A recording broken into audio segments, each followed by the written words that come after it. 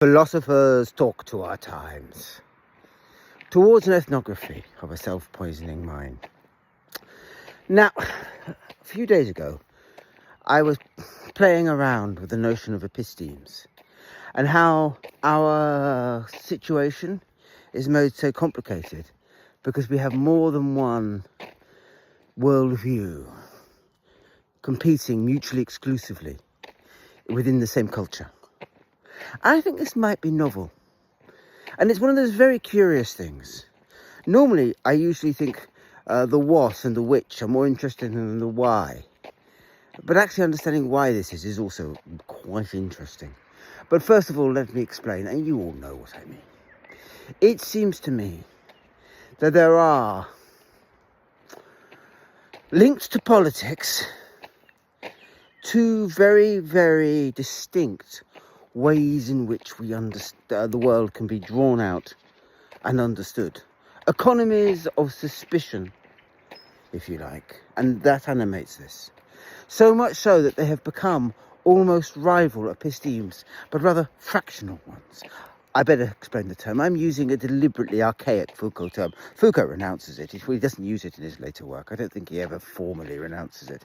But an episteme was a worldview, an economy of statements in which was defined for certain ages what could and what could not be said.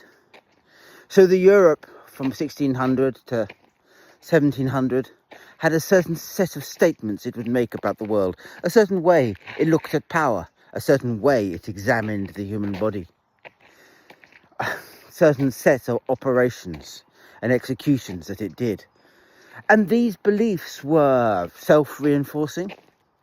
They tended to, therefore, to see those truths that they thought that they would see, that the statements allowed them to see.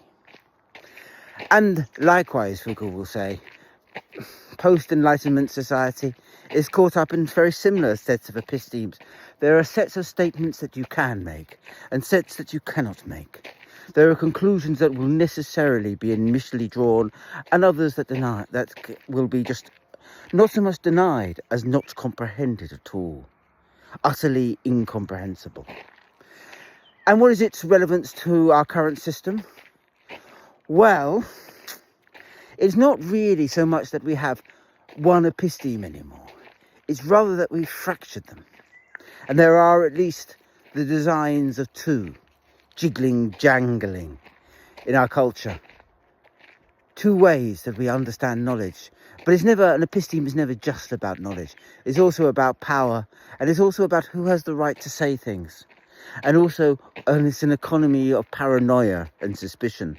The classical episteme was, after all, terrorized by the idea of the occult and of the witch, while the later epistemes were caught up in the fear of the revolution, the spectre that haunted modern capitalism.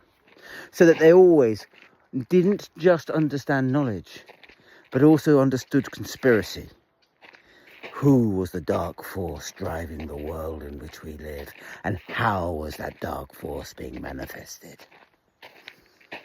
And it is on that level of suspicion, but also the kind of version of knowledge that suspicion infuses, that I think we've fractured two epistemes into our modern society, that lie there jagged, difficult, unreconcilable one with the other.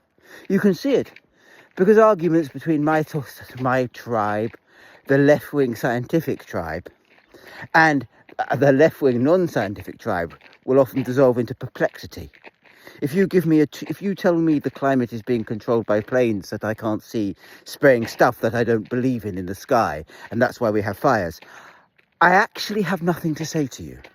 I have nothing to say to you because if the science allowed for that, and it does a bit, weather control is a bit of a thing, but not much. You can nudge it, you can't control it. It's a complicated system. I could go through the maths with you, but it would bore you rigid.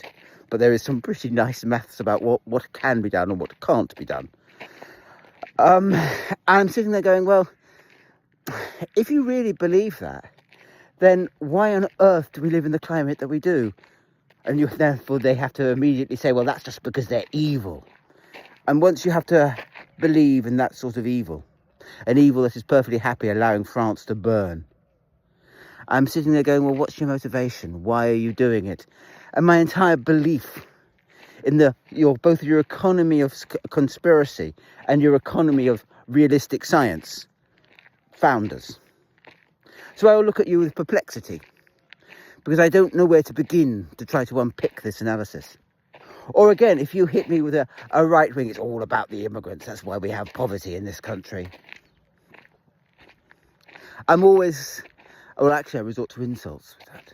So you know when you glance upon the rival epistemes, because your only way you can answer them is by insults or laughy faces or inappropriate emojis, and we live in a world which conspires to make us do it. The right will endlessly talk about free speech, but what they mean by that is simply the right to inflict their opinions on others. They never really like it when it comes back on them.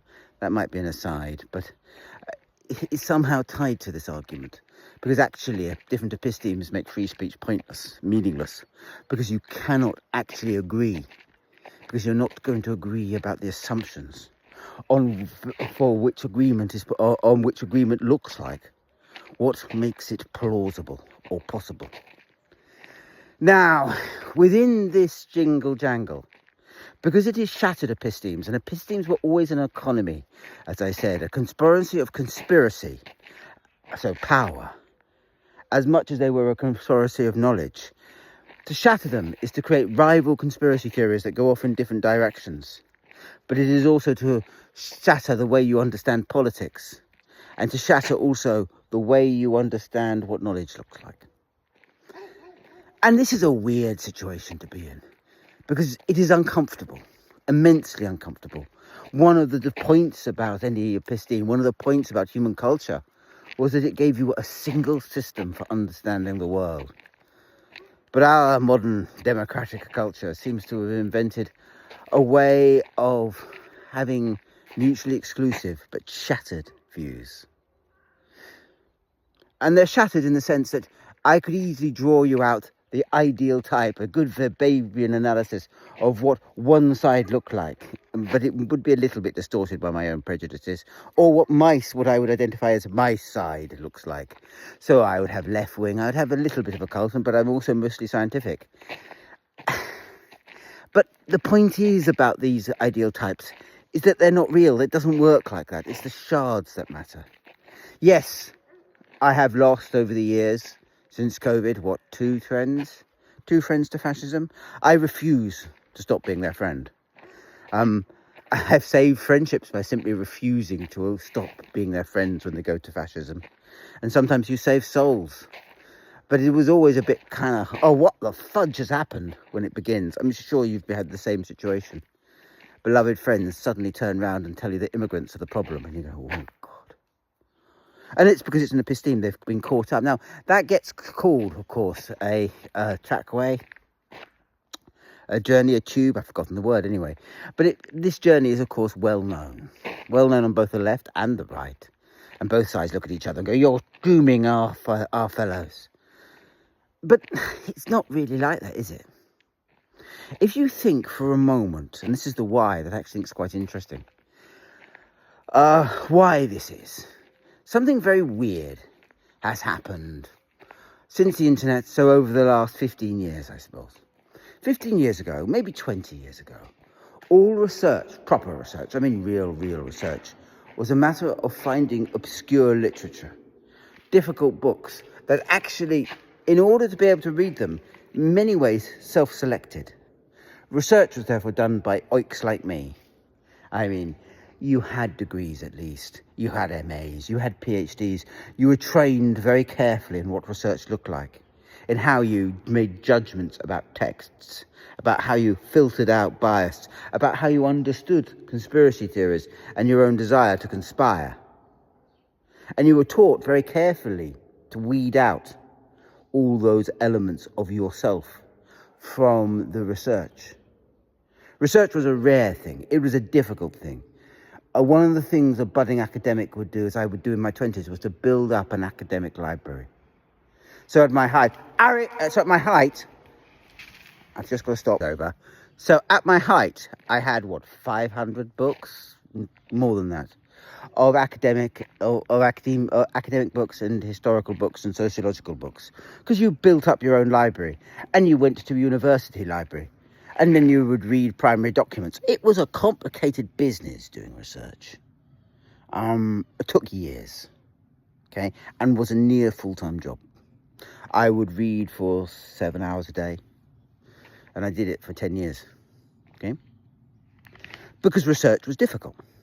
And now the point is that research is now something anyone can do. Anyone can go online and they can read stuff. And it is a bit stuff.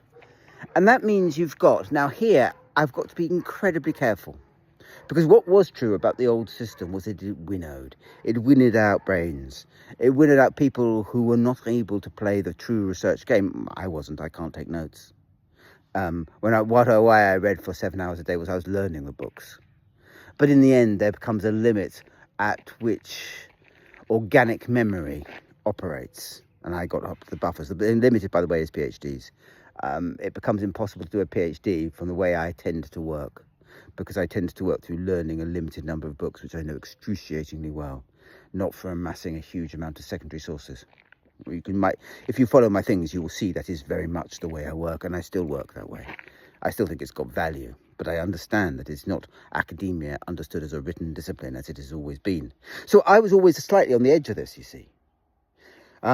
But if you are my mate in North Devon, trying to understand her world, caught up in a world where there are clearly forces she doesn't quite understand, manipulating, because things aren't quite right. Things are not quite as she remembered them, but also she knows she's being told lies, because she certainly is. I was going through yesterday, the entire way we understand economics is no longer up to the job, which means in many ways we cannot but lie, and lie constantly. So living in a world where she knows that things are not being told the entire truth, how is she going to understand it? Well, she's going to read on the internet. And she's going to read on the internet, and she hasn't had the training. She hasn't had the years of being able to separate yourself out from the way you analyse. Separate out your immediate suspicion from actual scientific possibility, from what is plausible, from what is implausible. Because, to be honest with you, that takes a fudge lot of reading, not just finding it online. But it's terribly easy to be snooty about these new sorts of researchers. And absolutely I don't want to be, because they're doing what they understand to be genuine research. They're thinking genuinely. But it isn't very surprising that they miss the scholarly episteme. It's not terribly easy to find. Yes, it had an economy based on universities, based on a certain way of thinking, a certain set of disciplines, a certain way to occlude oneself, which was always rather painful. And why should they do that? And that's where you get the new the shattered episteme, which is the shattered right-wing episteme. But it's one that tends to understand the world initially and immediately in terms of conspiracies.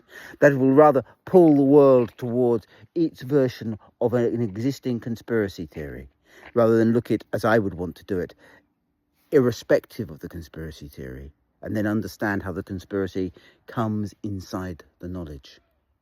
It's a different approach. So I would always want to look at the world scientifically, as far as I understand it, as far as we do understand it, certainly mathematically, so that it doesn't break the laws of a complexity theory, because I don't believe in magic there anyway, and then understand how that world can be manipulated. So for me, vaccines very firmly are a thing. In fact, in many ways, I don't really do painkillers, and I certainly don't take my medicine about epilepsy. It makes me stupid. I lose IQ points if I do that. But I do take vaccines, because vaccines work and vaccines are great. And the demonization of vaccines, the opposition against them, is one of the great triumphs of the conspiracy merchants, because they've actually managed to make a population that is more unhealthy, more likely to die, because of an irrational fear based on nothing in particular. And yet, of course, if you are not used to being able to go through the science, not properly, because you haven't had the university training, you haven't had the way of thinking about the world that actually manages to exclude yourself from the thought, it is very hard to separate out the things you can read online, to understand those that are clear fiction or semi-fiction, or you have to suspect from those that I would trust. Why would you be able to do it? And then, of course, you get all the parrot defences coming in. So I regularly get told that the world is full of sheeple and that there are a few enlightened who properly understand it. Now, this is a fascinating flip of my academic prejudice, you see, because I don't believe that, because I'm good at excluding myself.